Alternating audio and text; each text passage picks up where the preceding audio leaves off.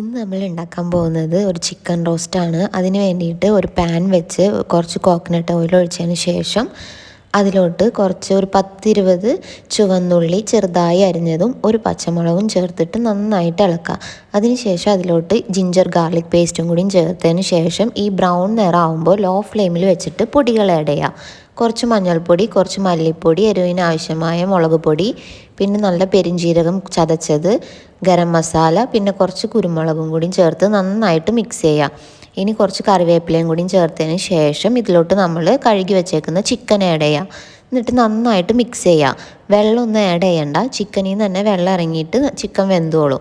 ഇനി ഇത് മൂടി വെച്ചിട്ട് ഒരു മീഡിയം ഫ്ലെയിമിൽ ഒരു 20 മിനിറ്റ്സോളം കുക്ക് ചെയ്യുക. ഇടയ്ക്കിടയ്ക്ക് തുറന്ന് കണ്ട വെള്ളം ഇതുപോലെ ഇങ്ങനെ ഇറങ്ങി വരും.